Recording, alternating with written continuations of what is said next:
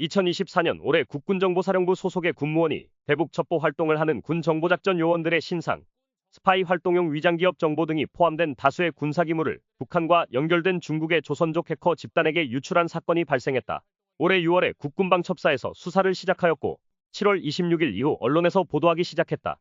이 사건으로 인해 군이 구축한 해외 대북 첩보망에 연락두절된 요원이 다수 발생하였고 중국, 러시아, 동남아시아, 중동 등 한국의 해외 정보작전 요원들을 귀국시키는 인적 정보망에 큰 손실이 발생했다. 대한민국 정보작전 요원들이 수십 년간 여러 나라에 구축한 인적 정보망이 단 한 명의 이적 행위로 완전히 무너진 사건이다. 이번 사건이 드러난 것은 한국의 해커가 북한 정보기관의 네트워크를 해킹하는 과정에서 북한 서버에 우리 정보사의 극비 명단이 발견되어 이를 국군방첩사령부에 알려주면서부터다. 이 전까지 정보사는 이 사실을 알지 못했다. 방첩사에서 수사가 시작된 후 정보사는 이를 인지하였으며 그간 방치됨에 따라 블랙 요원들은 큰 위험에 빠졌다.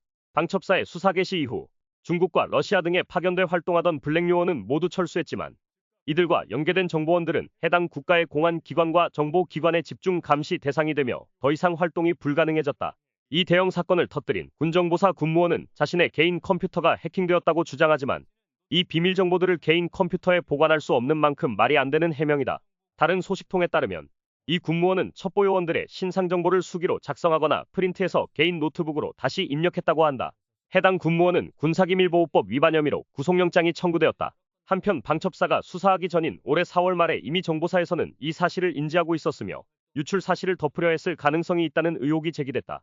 이 사건으로 대한민국 정보사의 인간정보 조직이 무력화되었다는 의견이 많다. 정보원 중 북한과 관련 있는 조선족과 북한 주민들, 동북 삼성에 파견되어 활동하던 블랙 요원들이 위험에 처했을 것이다. 생사가 불투명하다는 말이 나오고 있다.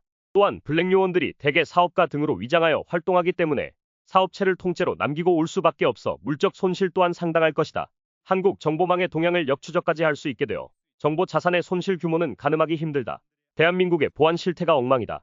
2020년대 들어서 법원 전산망 해킹 사건, 북한 해커 조직 대한민국 방산업체 해킹 사건, 인도네시아 기술자의 KF-21 전투기 기술 유출 시도 사건, 워페어 국가기관 해킹 사건, 미국 정보의 수미 테리 기소 사건 등 민관을 가리지 않고 정보 유출 사태가 벌어지고 있다.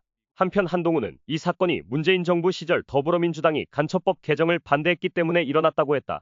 한동훈의 입방정이 오늘의 일만은 아니지만 간첩법 개정안에 대한 문제를 지적한 것은 민주당이 아닌 김명수 대법원장 시절 법원행정처에서 한 것이었다. 대한민국 경찰청 공안문제연구소에서 25년 동안 안보대책령 구관을 지낸 유동열 자유민주연구원장은 20에서 30년은 지나야 그동안에 우리가 구축해왔던 군사 정보망을 다시 복구할 수 있을 정도로 아주 괴멸적인 피해를 입었다고 말했다. 윤석열 정부 들어 각 분야의 시스템이 무너지고 있다. 이제 갓 2년 남짓 대통령을 했는데 국가가 통째로 흔들리고 있는 모습이다. 이대로 계속 대통령으로 놔둬야 하는지 정말 걱정이 되는 대목이다.